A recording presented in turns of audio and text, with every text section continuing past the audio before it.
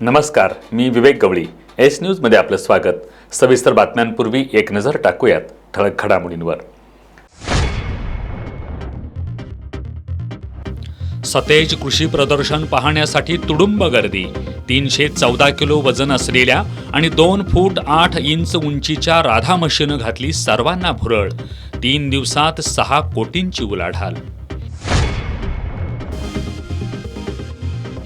कागल निढोरी मार्गावरील भन्नूर फाट्याजवळ बकरी घेऊन जाणारा कंटेनर पलटी.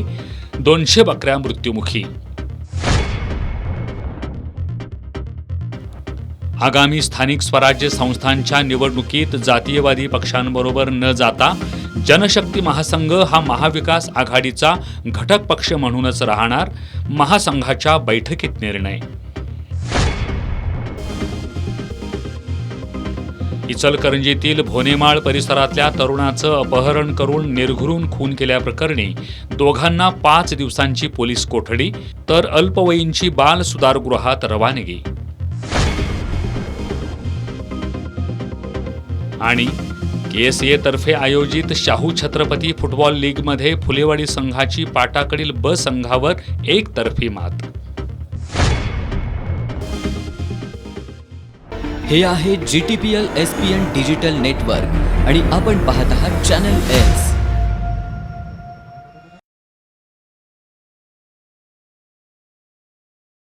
सविस्तर बातम्यांमध्ये आपलं पुन्हा एकदा स्वागत. मुंबईहून 220 बकरी घेऊन कर्नाटकला निघालेला कंटेनर कागल निढोरी मार्गावरील भन्नूर फाट्याजवळ ओढ्यालगत पलटी झाला. या अपघातात कंटेनरमधील 200 बकऱ्या मृत्युमुखी पडल्या. हा अपघात आज पहाटे 5 वाजण्याच्या सुमारास घडला. महामार्गावरील टोल नाके चुकवून कंटेनर गारगोटी मार्गे कर्नाटकात निघाला होता. मुंबईहून कर्नाटकला 220 बकरी घेऊन कंटेनर निघाला होता. राष्ट्रीय महामार्गावरील कागल सीमा तपासणी नाका आणि कोंगनोळी येथील टोल नाका चुकवण्यासाठी कंटेनर चालक कागल निढोरी मार्गे जात होता. पहाटे या मार्गावरील भन्नूर फाट्याजवळ कंटेनर आला असता चालकाला झोप आल्यानं त्याचा ताबा सुटला आणि कंटेनर डाव्या बाजूला ओढ्याच्या कठड्याला धडकून पलटी झाला. अपघातानंतर बकऱ्यांच्या ओरडण्याचा आवाज येत होता. या अपघातात कंटेनरचा दरवाजा तुटल्यानं काही बकऱ्या बाहेर पडून तर काही कंटेनरमध्येच दबल्या जाऊन मृत झाल्या. उर्वरित 20 मेंढ्यांना पशुवैद्यकीय दवाखान्यात दाखल करण्यात आलं. या अपघातात कंटेनरचा पुढील भागाचा आणि डाव्या बाजूचा भाग चक्काचूर झालाय. ट्रक चालकाला कागल पोलिसांनी ताब्यात घेतला असून पोलीस निरीक्षक गंगाधर घावटे यांच्या मार्गदर्शनाखाली उपनिरीक्षक वैभव जमादार पुढील तपास करतायत. सतेज कृषी प्रदर्शनाला नागरिकांचा प्रचंड प्रतिसाद लाभतोय. यामध्ये जगातल्या सर्वात कमी उंचीच्या राधा या म्हैशीनं सर्वांचं लक्ष वेधून घेतलंय. 314 किलो वजन असलेली आणि 2 फूट 8 इंच उंचीची राधा सर्वांनाच भुरळ घालतीये. तिची गिनीज वर्ल्ड रेकॉर्डमध्ये नोंद झाली असून जगभर तिची चर्चा सुरू आहे. लवकरच ती आंतरराष्ट्रीय स्तरावर भारताचं प्रतिनिधित्व करणार आहे. सातारा तालुक्यातील मलवडी गावात बोराटे कुटुंब राहतं. त्यांच्या जवळ असणाऱ्या जनावरांमधील एका म्हैशीला 3 वर्षांपूर्वी एक रेडी झाली. लाडानं तिचं नाव राधा ठेवण्यात आलं. ती 1 वर्षाची झाली पण तिची उंची काही वाढेना. अनेक वैद्यकीय उपाय झाले पण काही उपयोग झाला नाही. अनेकांनी तिला विकून टाका असा सल्ला दिला पण घरच्या लक्ष्मीला काही झालं तरी विकायचं नाही असं बोराटे कुटुंबियांनी ठरवलं. आमच्या वडिलांच्या एका वर्षानंतर लक्षात आलं की तिची उंची काय वाढत नाही. मग अशी लय जण म्हणायचे की उंची काय वाढत नाही, काय उपयोग नाही, काय दूध देऊ शकत नाही, एकूण टाका दुसऱ्या कशाला तरी. पण आमच्या अशी वडिलांची इच्छा होती की जरी किती जरी आम्हाला इथं कृषी कुठेही प्रदर्शनाचा चान्स भेटला नसता तरी आम्ही तिला घरची लक्ष्मी आहे असं सांभाळणार होतो. त्याचप्रमाणे अशी वडिलांची स्वप्न होतं की तिनं कुठेतरी प्रदर्शनात संधी भेटावी. माझे बेसाक झाले राहुरी विद्यापीठातून. त्यानंतर मी पण असं वेगवेगळ्या ठिकाणी प्रदर्शनात जायचो. पण तिथं 2 फुटाची गाय भेटायची किंवा त्यापैकी छोटी गाय दिसायची पुंगनूर जातीची. पण अशी म्हैस मला कुठल्याही प्रदर्शनात दिसलं नाही. मग मला पण असं डोक्यात कल्पना आली की मग आपण ते राधाला आपण प्रदर्शनात जाण्याची संधी शोधूया. पण सुरुवातीला आम्ही कोणीच आम्हाला रिस्पॉन्स दिला नाही. पण सोमनाथ शेट्टी साहेब जे स्मार्ट एक्सपोज आहेत त्यांनी आम्हाला सोलापूर या ठिकाणी तिला प्रदर्शनासाठी संधी दिली. विशेष म्हणजे त्या ठिकाणी आम्हाला जगातील सर्वात बुटकी म्हैस असं त्यांनी टायटल दिलं होतं. पण ते टायटलसाठी आम्ही प्रयत्न करत राहिलो. पुढं झालं सुद्धा तसंच. आज राधा ही बोराटे कुटुंबियांची फक्त लक्ष्मीच नाही तर कमी उंचीची असूनही तिनं बोराटे कुटुंबियांची उंची मात्र वाढवली आहे. 28 ऑक्टोबर 2025 रोजी तिची गिनीज वर्ल्ड ऑफ रेकॉर्डमध्ये जगातील सर्वात कमी उंचीची म्हैस म्हणून नोंद झाली आहे. यामुळं सध्या तिची जगभर चर्चा सुरू आहे. हीच राधा सध्या सतेज कृषी प्रदर्शनात आली आहे. डोक्याला रिबन, शिंगाना गुलाब फूल आणि गजरा लावून उभी असणारी देखणी राधा सर्वांनाच भुरळ घालतीये. तिला पाहण्यासाठी आणि तिच्या सोबत फोटो घेण्यासाठी मोठी गर्दी होतीये. तिच्या आहारामध्ये तिला रोज शेंगदाणा पीठ, गव्हाचं पीठ, मक्याचा भुसा देण्यात येतो. शिवाय तिच्या आईसोबत तिला चरायला सुद्धा सोडण्यात येतं. तिच्यासाठी खास गोठ्याची व्यवस्था करण्यात आली आहे. यासह 24 तास ती CCTV निगराणीखाली असते. वेळच्या वेळी वैद्यकीय तपासणी सुद्धा केली जाते. बोराटे कुटुंबीय तिला कोणत्याही गोष्टीची कमी भासू देत नाहीत. इतकी काळजी आणि लाड राधाचा केला जातो. आता तिची सर्वत्र चर्चा होऊ लागल्यानं तिची किंमत सुद्धा वधारली आहे. आजवर तिनं 15 कृषी प्रदर्शनात सहभाग घेतलाय. पहिल्या प्रदर्शनावेळी 5 लाख असणारी तिची किंमत सध्या मात्र 55 लाखांवर गेली आहे. पहिल्या प्रदर्शनात तिला एक 5 लाखाची मागणी आलेली, पण असे वडील म्हणले की किती झाले तर आपल्याला काही विकायचं नाही तिला. त्यानंतर असंच प्रदर्शन केलं मी. जशी जशी पुढे झाली तशी किंमत वाढत गेली. आता तिची रेकॉर्ड नंतर तिला 51 लाखाची मागणी झालेली आहे. पण कसं झालंय, तिचं इंटरनॅशनल लेवलला सिलेक्शन होणार आहे आणि भारत देशात जाण्याची आम्हाला संधी आहे त्या मार्फत. त्यामुळे आपलं किती जरी रक्कम आली तर त्याला विकायचं नाही. येत्या काळात आंतरराष्ट्रीय स्तरावर राधा फक्त बोराटे कुटुंबियांचीच नव्हे तर संपूर्ण देशाचं नाव करणार आहे. कारण ती भारताचं प्रतिनिधित्व करणार आहे. या स्पर्धेत सुद्धा ती देशाचं नाव उंचावेल यात शंकाच नाही. कॅमेरामन केदार भोसलेसह संगम कांबळे, एस न्यूज, कोल्हापूर. कोल्हापूर शहरातील रस्ते दुरुस्ती विधेयक प्रलंबित जनहित याचिकेच्या सुनावणी दरम्यान कोल्हापूर सर्किट बेंचनं पदपथावरील अतिक्रमणांबाबत काही निर्देश दिलेत. यानुसार कोल्हापूर महानगरपालिकेनं फुटपाथवरील अतिक्रमणांविरोधात कडक कारवाई करण्याचा निर्णय घेतलाय. पालिका प्रशासनाकडून उद्या सोमवारपासून शहरातील फुटपाथवरील अतिक्रमणं हटवण्यात येणार आहेत. कोल्हापूर शहरातील रस्ते दुरुस्ती विधेयक प्रलंबित जनहित याचिकेच्या सुनावणी दरम्यान कोल्हापूर सर्किट बेंचनं पदपथावरील अतिक्रमणांबाबत काही निर्देश दिलेत. त्यानुसार शहरातील मुख्य रस्त्यांच्या पदपथावरील बांधकाम साहित्य, मातीचे ढिगारे ठेवणं, बसस्थानकं, धार्मिक स्थळं, शाळा, रुग्णालयं, न्यायालय आणि सरकारी कार्यालयाजवळ गर्दीच्या ठिकाणी फुटपाथवर कोणताही किरकोळ व्यवसाय करण्यास बंदी आहे. कोल्हापूर महानगरपालिकेच्या अतिक्रमण विरोधी पथकानं सर्व फेरीवाले आणि इतर छोट्या मोठ्या विक्रेत्यांना पदपथावरील साहित्य तात्काळ हटवण्याच्या सूचना दिलेत. शहरातील सर्व प्रतिबंधित ठिकाणी व्यवसाय सुरू करू नये, तसंच शहरातील वाहतूक व्यवस्थेला अडथळा निर्माण होऊ नये यासाठी उद्यापासून कोल्हापूर महानगरपालिकेच्या अतिक्रमण निर्मूलन पथकाकडून सोमवारपासून अतिक्रमण हटवण्यात येणार आहे. आगामी स्थानिक स्वराज्य संस्थांच्या निवडणुकीत जनशक्ती महासंघ कोणत्याही जातीयवादी पक्षासोबत जाणार नाही, तर महाविकास आघाडीचा घटक पक्ष म्हणूनच राहणार आहे. मात्र या निवडणुकीत महाविकास आघाडीनं घटक पक्ष म्हणून जनशक्ती महासंघाला विचारात घ्यावं आणि काही जागा आपल्याला द्याव्यात अशी भूमिका आज झालेल्या जनशक्ती महासंघाच्या बैठकीत घेण्यात आली. जनशक्ती महासंघाचे संस्थापक DG भास्कर यांच्या उपस्थितीत ही बैठक झाली. आगामी स्थानिक स्वराज्य संस्थांच्या निवडणुकीच्या पार्श्वभूमीवर आज जनशक्ती महासंघाच्या पदाधिकाऱ्यांची बैठक आयोजित करण्यात आली होती. या बैठकीत महासंघाच्या पदाधिकाऱ्यांनी आपली भूमिका स्पष्ट करताना स्थानिक स्वराज्य संस्थांच्या निवडणुकीत धर्मांध आणि जातीयवादी शक्तींच्या विरोधात काम करण्याचा निर्णय घेतलाय. यावेळी बोलताना महासंघाचे अध्यक्ष DG भास्कर यांनी आगामी स्थानिक स्वराज्य संस्थांच्या निवडणुकीदरम्यान जातीयवादी आणि धर्मांध पक्षांकडून सर्वसामान्य कार्यकर्त्यांना धमकावण्याचे किंवा फोडण्याचे प्रयत्न होण्याची शक्यता व्यक्त केली. त्यामुळं सर्व पदाधिकाऱ्यांनी आणि कार्यकर्त्यांनी नियमितपणे एकमेकांच्या संपर्कात राहावं.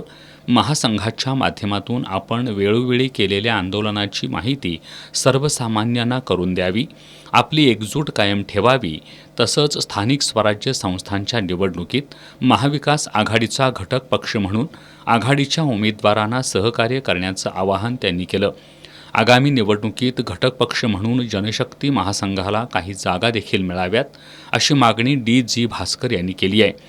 या बैठकीला रमेश कांबळे, विलास भास्कर, सुरेश राजशील, भास्कर मालेकर, भगवान कांबळे, रमेश पाचगावकर, शिवाजी कांबळे, संभाजी हुलस्वार, राजू सुतार, भिकाजी शेंडुलकर, दिगंबर कांबळे, शशिकांत कांबळे, जयवंत कांबळे, उमेश मालेकर, दीपक कांबळे, रमेश सूर्यवंशी, रघुनाथ कांबळे, साताप्पा कांबळे यांच्यासह महासंघाचे पदाधिकारी उपस्थित होते. साळोखेनगर इथल्या D.Y. पाटील इंजिनिअरिंग कॉलेजमध्ये सतेज मॅथ्स स्कॉलर परीक्षा मोठ्या उत्साहात पार पडली. या परीक्षेत 3,000 पेक्षा अधिक विद्यार्थ्यांनी सहभाग नोंदवला आणि आपल्या भविष्याचा पाया भक्कम केला.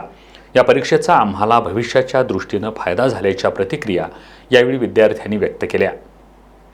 विद्यार्थ्यांच्या मनातील गणिताची भीती दूर करून या विषयाची आवड निर्माण व्हावी आणि पुढील परीक्षांचा उत्तम पाया रचला जावा, या उद्देशानं साळोखेनगर इथल्या डॉक्टर D.Y. पाटील अभियांत्रिकी महाविद्यालयामध्ये सतेज मॅथ्स स्कॉलर परीक्षेचं आयोजन केलं जात आहे. संस्थेचे उपाध्यक्ष आमदार सतेज पाटील यांच्या संकल्पनेतून गेल्या 7 वर्षांपासून ही परीक्षा घेतली जाती आहे.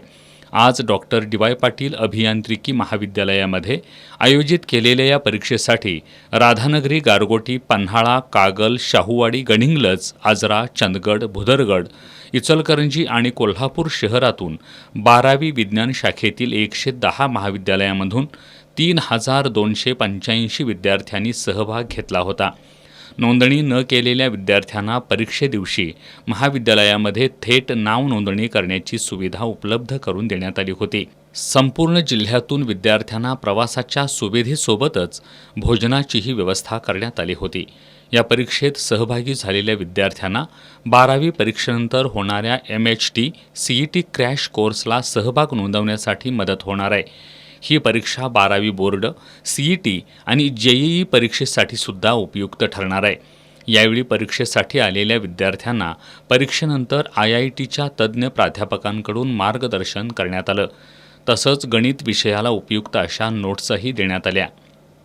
आणि इथून पुढे होणाऱ्या ज्या काय कॉमन एंट्रन्स टेस्ट आहेत, CET परीक्षा असते, त्याच्यामध्ये ह्या शाखेला जाणारे जे विद्यार्थी आहेत यांचा गणिताचा पाया भक्कम असणं गरजेचं आहे.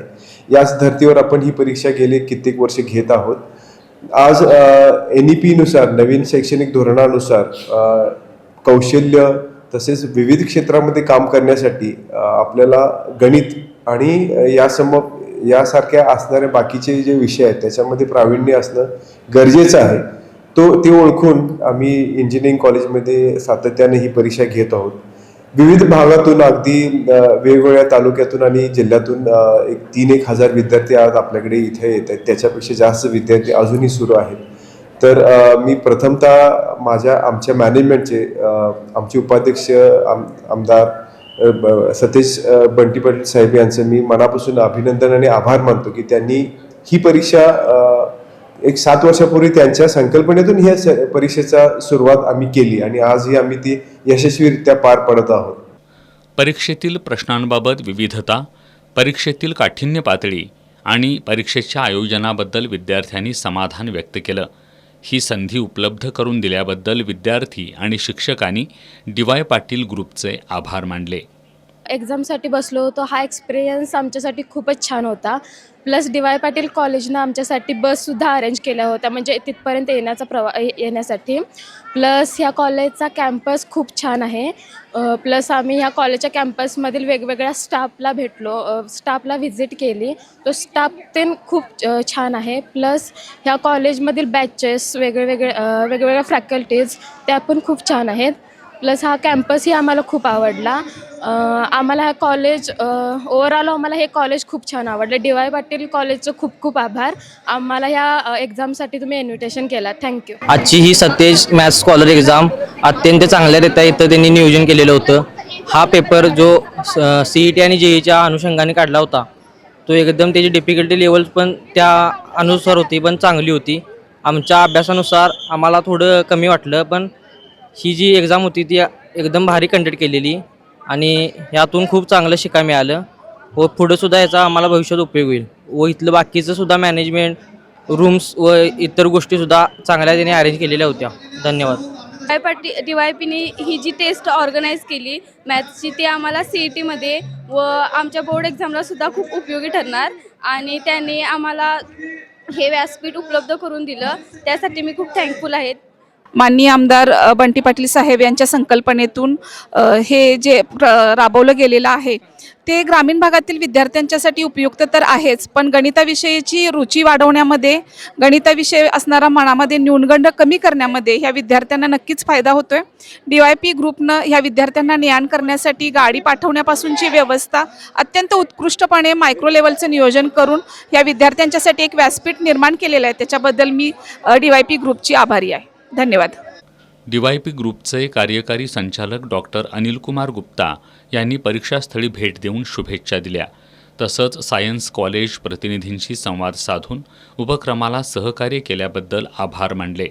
या उपक्रमाला संस्थेचे अध्यक्ष डॉक्टर संजय D. पाटील, उपाध्यक्ष आमदार सतेज पाटील, विश्वस्थ ऋतुराज पाटील, तेजस पाटील, दिवश्री पाटील, कार्यकारी संचालक डॉक्टर अनिलकुमार गुप्ता यांचं मार्गदर्शन लाभलं. कॅम्पस संचालक डॉक्टर अभिजित माने, प्राचार्य डॉक्टर सुरेश D. माने, प्रशासकीय अधिकारी सुयोग पाटील यांचं प्रोत्साहन लाभलं. तर प्रवेश समन्वयक, प्राध्यापक, शिक्षकेतर कर्मचाऱ्यांचंही सहकार्य लाभलं. सतेज कृषी आणि पशुपक्षी प्रदर्शनाचा आज तिसरा दिवस.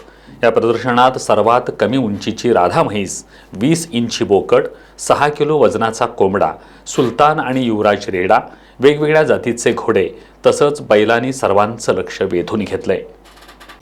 DY पाटील ग्रुप, महाराष्ट्र शासन कृषी विभाग, आत्मा, कृषी विज्ञान केंद्र यांच्या संयुक्त विद्यमानं तपोवन मैदानावर सतेज कृषी आणि पशुपक्षी प्रदर्शनाचं आयोजन करण्यात आलंय. आज या प्रदर्शनाचा तिसरा दिवस होता. रविवार असल्यानं हे प्रदर्शन पाहण्यासाठी तुडुंब गर्दी झाली होती. प्रदर्शनात पशुपक्षी विभागात नाविन्यपूर्ण आणि वैशिष्ट्यपूर्ण पशुपक्षी पाहायला मिळत आहेत. कागलमधील हैदरभाई फॉर्म यांचा अमेरिकन 20 इंचाचा बिल्टन बोकड आकर्षण ठरतोय. मी सतेज कृषी प्रदर्शनमध्ये आलेलो आहे 2025. मी इथं अमेरिकन बेंटम जातीचा बोकड घेऊन आलेलो आहे. हिची हाईट जी आहे 20 इंची आहे आणि वय 18 महिने आहे.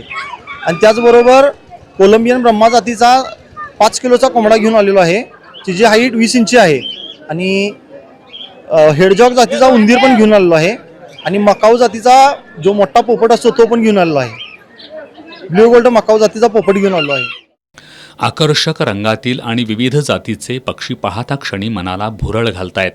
फिरोज शेख यांचा 1 टनाचा कानाचा पुढं वळलेल्या शिंगांचा जाफराबादी सुलतान रेडा, स्वप्नील पोवार, विरू मोरे यांचा मुऱ्हा जातीचा युवराज रेडा, अमर आप्पाजी केंबळेकर यांचा पंढरपुरी 1 टन वजनाचा भैरू रेडा, मारवाड जातीचा काळा घोडा, 15 पंजाबी जातीचा घोडा, नाचणारा घोडा, कोल्हापूरचा भुत्या घोडा, विविध जातीचे पांढरे शुभ्र बैल सर्वांचंच लक्ष वेधून घेत आहेत.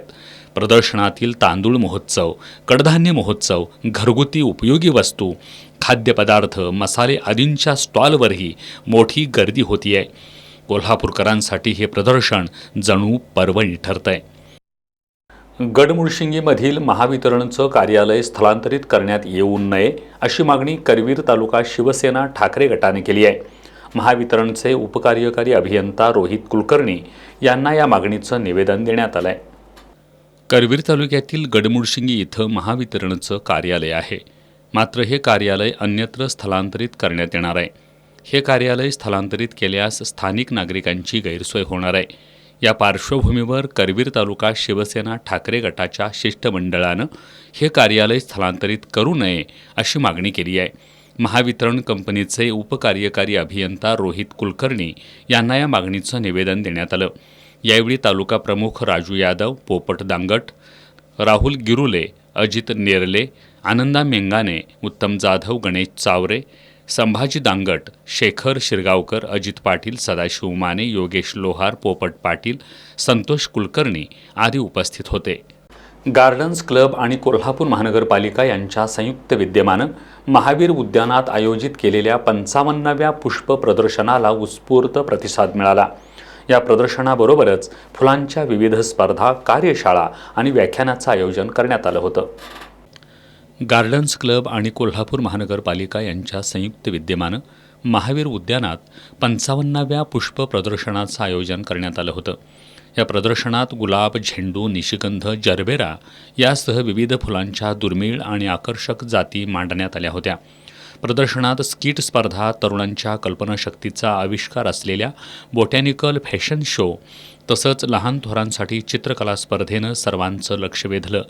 पृथ्वी आणि पर्यावरण या संकल्पनेवर आधारित लघुपटही प्रदर्शित करण्यात आला. फ्लॉवर फेस्टिवल अंतर्गत सृजनशील प्रात्यक्षिकं घेण्यात आली. शास्त्रोक्त पद्धतीनं अत्तरे तयार करणे, फुलांपासून सरबत बनवणे, कागदी फुले तयार करणे यासारख्या कार्यशाळांना चांगला प्रतिसाद मिळाला. Birds International School, Radhabai Shinde school, New Model, Maisaheb Bawdekar शाळेतील विद्यार्थ्यांनी सादर केलेली प्लास्टिक प्रदूषणावरील पोस्टर्स, उपकरणे आणि प्रात्यक्षिकं पर्यावरण जनजागृतीचा प्रभावी संदेश देऊन गेली. देशी बियाणांचं प्रदर्शन आणि कचऱ्यापासून खत बनवण्याच्या उपकरणांची माहिती नागरिकांना देण्यात आली. युनायटेड नेशन एन्व्हायरमेंट प्रोग्रामच्या प्लास्टिक प्रदूषणाचा अंत या संकल्पनेवर आधारित आकर्षक रचना, सजावट आणि प्रात्यक्षिकं प्रदर्शनात दाखवण्यात आली. प्लास्टिक वापर कमी करण्याच्या संदेशासाठी तब्बल 6,000 कापडी पिशव्यांचं वाटप करण्यात आलं. पुणे, सांगली, बेळगाव आदी शहरातून बागकामासाठी लागणाऱ्या कुंड्या, स्टँड रोपे, कंद, खते आणि हत्यारे अशा विविध साहित्यांचे स्टॉल्स प्रदर्शनात आकर्षण ठरले. हे प्रदर्शन यशस्वी होण्यासाठी गार्डन्स क्लबच्या अध्यक्षा पल्लवी कुलकर्णी, सचिव सुप्रिया भस्मे, शांतादेवी डी पाटील, प्राजक्ता चरणे, NCC स्वयंसेवक तसंच गार्डन्स क्लबच्या सदस्यांनी विशेष परिश्रम घेतले. वारणा सहकारी उद्योग आणि शिक्षण समूहाचे संस्थापक सहकार महर्षी तात्यासाहेब कोरे यांच्या 31व्या स्मृतिदिनानिमित्त कृषी प्रदर्शनाचं आयोजन करण्यात आलं आहे. 9 ते 13 डिसेंबर या कालावधीत राज्यस्तरीय कृषी प्रदर्शन होणार आहे. या कृषी प्रदर्शनाचा लाभ सर्वांनी घ्यावा असं आवाहन आयोजकांकडून करण्यात आलं आहे. वारणा सहकारी उद्योग आणि शिक्षण समूहाचे संस्थापक सहकार महर्षी तात्यासाहेब कोरे यांच्या 31व्या स्मृतिदिनानिमित्त कृषी प्रदर्शनाचं आयोजन करण्यात आलं आहे. वारणा विभाग, शेतीपूरक आणि शेती प्रशिक्षण संस्था, वारणानगर यांच्या संयोजनातून 9 ते 13 डिसेंबर या कालावधीत राज्यस्तरीय कृषी प्रदर्शन होणार आहे. या प्रदर्शनात शेतकऱ्यांसाठी विविध स्पर्धा आणि मार्गदर्शन तसंच प्रदर्शनात शेतकरी आणि शेतीविषयांचे स्टॉल, त्याचबरोबर गृहोपयोगी अशा स्टॉल्स उभारण्यात येणार आहेत. 9 डिसेंबर रोजी सायंकाळी आमदार डॉक्टर विनय कोरे यांच्या हस्ते या प्रदर्शनाचं उद्घाटन होणार आहे. यावेळी वारणा समूहातील विविध संस्थांचे पदाधिकारी, अधिकारी उपस्थित राहणार आहेत. या प्रदर्शनात दररोज विविध उपक्रम आणि प्रगतशील शेतकऱ्यांचा सत्कार होणार आहे. 10 डिसेंबर रोजी दुपारी श्वान शर्यती, सायंकाळी परंपरा महाराष्ट्राची हा लोककला जपणारा कार्यक्रम होणार आहे. 11 डिसेंबर रोजी दुपारी म्हैस पळवण्याच्या शर्यती, रात्री कराओके संगीत मैफल आयोजित करण्यात आली आहे. 12 डिसेंबर रोजी परिसंवाद आणि पुरस्कार वितरण समारंभ होणार आहे. तर 13 डिसेंबरला प्रदर्शनाची सांगता होणार आहे. यावेळी शेतीपूरक संस्थेचे संचालक उपस्थित होते. स्टॉल बुकिंगसाठी रुपेश कोळेकर यांच्याशी संपर्क साधण्याचं आवाहन करण्यात आलं आहे. आता एक नजर टाकूयात महत्त्वाच्या बातम्यांवर संक्षिप्त स्वरूपात. फास्ट न्यूजचे प्रायोजक गोकुळ. बाळ, फ्रीजमधून श्रीखंड काढ ना. आम्ही पूर्वी घरीच बनवायचो श्रीखंड, त्याची चवच वेगळी होती. आता काय सगळं रेडीमेड. आजी, हे श्रीखंड खाऊन बघ. आज तुझ्या आईनं घरीच बनवलं की काय? हे आहे गोकुळचं श्रीखंड. अगदी जिभेवर रेंगाळणार. जिभेवरच नाही तर मनावरही रेंगाळणार. गोकुळ श्रीखंड, मनावर रेंगाळणार. गोव्यातील नाईट क्लबमध्ये सिलेंडर स्फोट, 25 जणांचा मृत्यू. इंडिगोचं संकट 6व्या दिवशीही कायम, आज 650 उड्डाणे रद्द. इंडिगो विमानाचे गोंधळ प्रकरण सर्वोच्च न्यायालयात, जनहित याचिका दाखल. नागपुरात उद्यापासून हिवाळी अधिवेशन, सरकारच्या चहापानावर विरोधकांचा बहिष्कार. संयुक्त पत्रकार परिषद घेत सरकारवर साधला निशाणा. स्मृती मानधनाचं लग्न अखेर मोडलं, अफवांना वैतागून स्वतः पोस्ट करत दिली माहिती. इचलकरंजीतील भोनेमाळ परिसरातील सुहास सतीश थोरात या तरुणाचं अपहरण करून निर्घृण खून करण्यात आला होता. या प्रकरणी शिवाजीनगर पोलिसांनी ओंकार शिंदे, ओंकार कुंभार यांच्यासह एका अल्पवयीनला ताब्यात घेतलं होतं. यातील शिंदे आणि कुंभार यांना 5 दिवसांची पोलीस कोठडी सुनावण्यात आली आहे, तर अल्पवयीनची रवानगी बाल सुधारगृहात करण्यात आली आहे. इचलकरंजीतील भोनेमाळ परिसरात राहणाऱ्या सुहास सतीश थोरात याला शुक्रवारी दुपारी 3च्या सुमारास संशयित ओंकार शिंदे, ओंकार कुंभार आणि एक अल्पवयीन असे 3 जण दुचाकी दुरुस्ती करायची आहे असं सांगून जबरदस्तीनं घेऊन गेले होते. मुलाच्या जीविताला धोका असल्याची भीती वाटल्यानं सुहासचे वडील सतीश थोरात यांनी शुक्रवारीच शिवाजीनगर पोलिसात तक्रार दाखल केली होती. पोलिसांकडून शोध मोहीम सुरू असताना शनिवारी पहाटे देवचंद महाविद्यालयाच्या पाठीमागील ओढ्यास सुहासचा मृतदेह आढळून आला होता. सुहासच्या शरीरावर मारहाणीच्या खुणा आढळल्यानं प्राथमिक तपासात हा खून असल्याचं स्पष्ट झालंय. या प्रकरणी पोलिसांनी एका अल्पवयीनासह ओंकार शिंदे आणि ओंकार कुंभार या 3घांना ताब्यात घेतलंय. संशयितांनी जुन्या वादातून सुहासचा खून केल्याची कबुली दिली आहे. दरम्यान आज शिंदे आणि कुंभार यांना न्यायालयात हजर केलं असताना न्यायालयानं त्यांना 5 दिवसांची पोलीस कोठडी सुनावली, तर अल्पवयीनाची बाल सुधारगृहात रवानगी करण्यात आली आहे. गोव्यातील आरपोरा परिसरातील एका नाईट क्लबमध्ये शनिवारी मध्यरात्री सिलेंडरचा भीषण स्फोट झाला. या स्फोटात तब्बल 25 जणांचा मृत्यू झालाय. मृतांमध्ये 3 महिलांसह काही पर्यटकांचाही समावेश आहे. मुख्यमंत्री प्रमोद सावंत यांनी या प्रकरणी तपासाचे आदेश दिले असून दोषींवर कठोर कारवाई करण्यात येणार असल्याचं त्यांनी सांगितलंय. गोव्यातील आरपोरा परिसरातील शनिवारी रात्री 12 वाजण्याच्या सुमारास एका गर्दीनं फुललेल्या नाईट क्लबमध्ये अचानक गॅस सिलेंडरचा स्फोट झाला आणि काही क्षणातच भीषण आग पसरली. या दुर्घटनेत 25 जणांचा मृत्यू झाला असून जखमींची संख्या अद्याप समोर आलेली नाही. जखमींवर सध्या रुग्णालयात उपचार सुरू आहेत. घटनेची माहिती मिळताच गोव्याचे मुख्यमंत्री प्रमोद सावंत आणि आमदार मायकल लोबो यांनी तात्काळ घटनास्थळी भेट देऊन आढावा घेतला.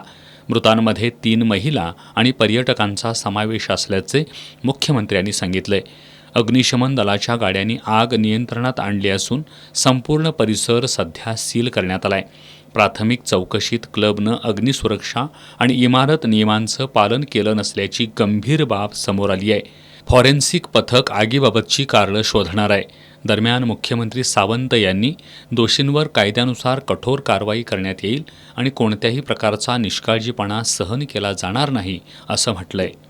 कोल्हापूर शहराच्या मुख्य प्रवेशद्वाराजवळच्या टोल नाका परिसरात अवास्तव पार्किंगमुळे मोठी वाहतूक कोंडी झाली आहे.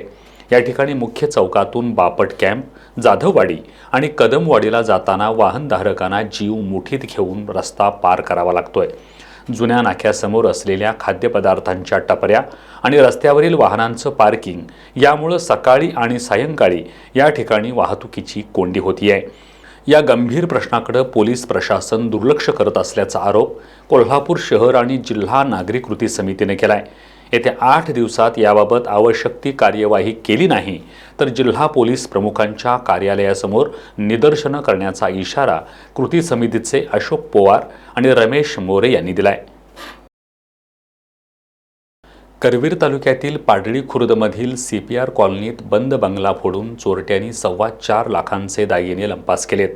करवीर पोलिसात या घटनेची नोंद झाली आहे. करवीर तालुक्यातील पाडळी खुर्द इथल्या बोंद्रेनगर परिसरातल्या CPR कॉलनीत प्रशांत तानाजी इंगळे हे राहतात. या परिसरात CCTV बसवण्यात आले असतानाही माळ राणांचा फायदा घेत चोरट्यांनी त्यांच्या बंद बंगल्यात चोरी केली आहे. चोरट्यांनी त्यांच्या बंगल्यातील सुमारे 4.25 लाखांचे दागिने लंपास केलेत. याबाबतची फिर्याद इंगळे यांनी करवीर पोलिसात दिली आहे. घटनास्थळी पोलिसांनी पाहणी केली असून CCTV तपासले जात आहेत. गेल्या अनेक दिवसांपासून चोरीच्या घटनांमध्ये वाढ होत असल्यानं नागरिकांमध्ये भीतीचं वातावरण निर्माण झालंय. जयसिंगपूर शहरातील गल्ली नंबर 11मध्ये शनिवारी दुपारी 2 तरुणांवर चाकूनं वार करण्यात आलाय. या हल्ल्यात आकाश नामदेव नलवडे हा गंभीर तर शाहरुख मुजावर हा किरकोळ जखमी झालाय. या प्रकरणी जयसिंगपूर पोलिसात एकावर गुन्हा दाखल करण्यात आलाय. आकाश नलवडे आणि शाहरुख मुजावर हे दुपारी 2च्या सुमारास जयसिंगपूरमधील गल्ली नंबर 11मधील एका पानपट्टीसमोर उभे होते. त्याचवेळी पुंडलिक नामक व्यक्ती मोटारसायकलवरून तिथं आली आणि त्यांच्यात किरकोळ वाद झाला.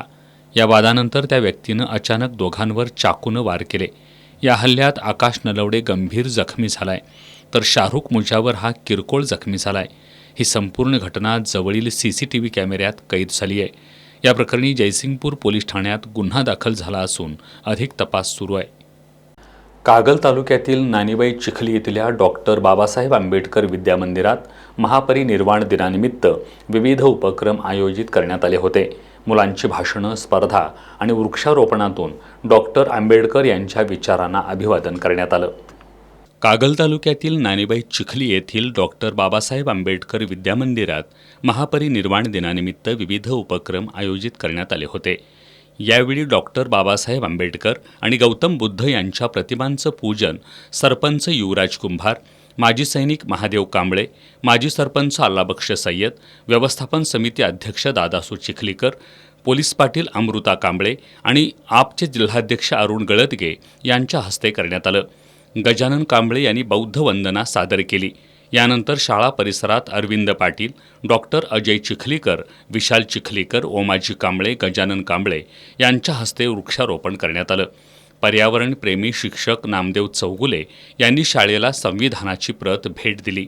यावेळी राष्ट्रीय गोपाल रत्न पुरस्कार प्राप्त अरविंद पाटील यांनी शाळेसाठी 50,000ची मदत जाहीर केली. याप्रसंगी ओमाजी कांबळे, विजय घस्ती, बाळासाहेब घस्ती, केंद्रप्रमुख संजय चिखलीकर, व्यवस्थापन समिती सदस्य, ग्रामपंचायत सदस्य, शिक्षक, माजी सैनिक आणि ग्रामस्थ उपस्थित होते. कोल्हापुरातील सदर बाजार विचारेमाळ परिसरात डॉक्टर बाबासाहेब आंबेडकर यांच्या महापरिनिर्वाण दिनानिमित्त आयोजित रक्तदान शिबिराला चांगला प्रतिसाद मिळाला. भगवान गौतम बुद्ध आणि डॉक्टर बाबासाहेब आंबेडकर यांच्या प्रतिमेस पुष्पहार अर्पण करून ज्येष्ठ आंबेडकरी सैनिक राजाराम बापू धनवडे आणि प्रभावती तोरणे यांच्या हस्ते शिबिराचं उद्घाटन करण्यात आलं. छत्रपती प्रमिलाराजे रुग्णालयाच्या सहकार्यानं घेतलेल्या या शिबिरात 50हून अधिक दात्यांनी रक्तदान केलं. सामाजिक कार्यकर्ते अमित शिवाजीराव कांबळे यांनी या शिबिराचं आयोजन केलं होतं. यावेळी अनिल माने, संदीप हेरलेकर, सुधीर शिंगे, क्रांतीवीर गायकवाड, अमित कांबळे, शोभा कांबळे, महादेव मोरे, अजित कांबळे, सूरज तोरणे आदी उपस्थित होते. पश्चिम महाराष्ट्रातील सर्वात भव्य अशा सतेज कृषी प्रदर्शनाच्या 3ऱ्या दिवशी नागरिकांची तुडुंब गर्दी झाली होती. आज रविवार असल्यानं अबालवृद्धांनी प्रदर्शन पाहण्यासह खरेदीचाही आनंद लुटला. प्रदर्शनाच्या 3 दिवसात सुमारे 6 कोटींची विक्रमी उलाढाल झाली आहे. उद्या रात्री 8 वाजेपर्यंत प्रदर्शन सुरू राहणार आहे. आज रविवार असल्यानं तपोवन मैदानावर सतेज कृषी आणि पशुपक्षी प्रदर्शन पाहण्यासाठी नागरिकांनी मोठी गर्दी केली होती. कोल्हापूरच नव्हे तर सांगली, सातारा, सोलापूर जिल्ह्यांसह कर्नाटकातील बेळगाव आणि इतर ठिकाणच्या अबालवृद्धांनी प्रदर्शनाला भेट देऊन प्रदर्शनाचा आनंद लुटला. गेल्या 3 दिवसांपासून प्रदर्शनातील तांदूळ महोत्सवाला चांगला प्रतिसाद मिळत असून तांदळाची उच्चांकी विक्री झाली आहे. खाद्यपदार्थ स्टॉलच्या माध्यमातून महिलांनी 3 दिवसात 40 लाखांची उलाढाल केली आहे. शेतीसाठी लागणारी मोठी यंत्रे, अवजारे यांची खरेदी आणि नोंदणी मोठ्या प्रमाणावर करण्यात येते आहे. प्रदर्शनात मागील 3 दिवसात जवळपास 6 कोटींची उलाढाल झाली आहे. दरम्यान उद्या सायंकाळी 4 वाजता हवामान अभ्यासक पंजाबराव डक हे या प्रदर्शनाला भेट देणार आहेत. नमस्कार, मी पंजाब डक. उद्या 8 डिसेंबर रोजी मी येत आहे कोल्हापूर या ठिकाणी सतेज कृषी प्रदर्शन तपोवन मैदान या ठिकाणी दुपारी 4 वाजता येत आहे. मी येत आहे, तुम्ही देखील या. धन्यवाद. उद्या प्रदर्शनाचा शेवटचा दिवस असून रात्री 8 वाजेपर्यंत हे प्रदर्शन सुरू राहणार आहे. सायंकाळी 5 वाजता पीक स्पर्धा, पुष्प स्पर्धा, खाद्य महोत्सव स्पर्धा, पशु गटनिहाय स्पर्धेतील विजेत्यांना बक्षीस वितरण केलं जाणार आहे. तसंच शेतीभूषण पुरस्कार, आदर्श शेतकरी पुरस्कार आदींचं वितरण मान्यवरांच्या हस्ते करण्यात येणार आहे. कोल्हापूर स्पोर्ट्स असोसिएशनतर्फे आयोजित शाहू छत्रपती साखळी फुटबॉल स्पर्धेत आज फुलेवाडी फुटबॉल संघानं पाटाकडील तालीम ब संघावर एकतर्फी विजय मिळवला. या विजयामुळं फुलेवाडी संघानं पुढील फेरीत प्रवेश केलाय. KSA आयोजित शाहू छत्रपती साखळी फुटबॉल स्पर्धेत आज शाहू स्टेडियमवर फुलेवाडी विरुद्ध पाटाकडील ब यांच्यात सामना झाला. सामन्याच्या सुरुवातीपासूनच फुलेवाडी संघाकडून आक्रमक खेळाचं प्रदर्शन झालं. सामन्याच्या 12व्या मिनिटाला फुलेवाडीच्या हर्षल चौगुले यानं गोलची नोंद करत संघाला आघाडी मिळवून दिली. त्यानंतर 38व्या मिनिटाला फुलेवाडीच्या श्यामकुमार यानं गोल करत संघाला 2-0 अशी भक्कम आघाडी मिळवून दिली. उत्तरार्धात PTM ब कडून गोल करण्याचे शर्थीचे प्रयत्न झाले, मात्र त्यांना यश आलं नाही. अखेर फुलेवाडी संघानं हा सामना 2-0 अशा गोल फरकाने जिंकून स्पर्धेची पुढील फेरी गाठली. PTM कडून अविराज पाटील, जाईद शेख, गौरव माळी, सार्थक राऊत, यश मुळीक, प्रज्वल पाटील यांच्या चढाया वाया गेल्या. फुलेवाडीकडून सत्येन पाटील, दिग्विजय सुतार, शुभम देसाई, आदित्य तोरसकर, आविष्कार राऊत यांनी चांगला खेळ केला. शेवटी पुन्हा एक नजर आजच्या ठळक घडामोडींवर. सतेज कृषी प्रदर्शन पाहण्यासाठी तुडुंब गर्दी. 314 किलो वजन असलेल्या आणि 2 फूट 8 इंच उंचीच्या राधा मशीनं घातली सर्वांना भुरळ. 3 दिवसात 6 कोटींची उलाढाल. कागल निढोरी मार्गावरील भन्नूर फाट्याजवळ बकरी घेऊन जाणारा कंटेनर पलटी. 200 बकऱ्या मृत्युमुखी. आगामी स्थानिक स्वराज्य संस्थांच्या निवडणुकीत जातीयवादी पक्षांबरोबर न जाता जनशक्ती महासंघ हा महाविकास आघाडीचा घटक पक्ष म्हणूनच राहणार. महासंघाच्या बैठकीत निर्णय. इचलकरंजीतील भोनेमाळ परिसरातल्या तरुणाचं अपहरण करून निर्घृण खून केल्याप्रकरणी दोघांना 5 दिवसांची पोलीस कोठडी, तर अल्पवयींची बाल सुधारगृहात रवानगी. आणि KSA तर्फे आयोजित शाहू छत्रपती फुटबॉल लीगमध्ये फुलेवाडी संघाची पाटाकडील ब संघावर एकतर्फी मात. बातम्यांच्या ताज्या अपडेट्ससाठी S न्यूज कोल्हापूर इंस्टाग्रामवर फॉलो करा आणि S न्यूज कोल्हापूर या यूट्यूब चॅनल सबस्क्राईब करा. याबरोबरच हे बातमीपत्र संपलं. नमस्कार.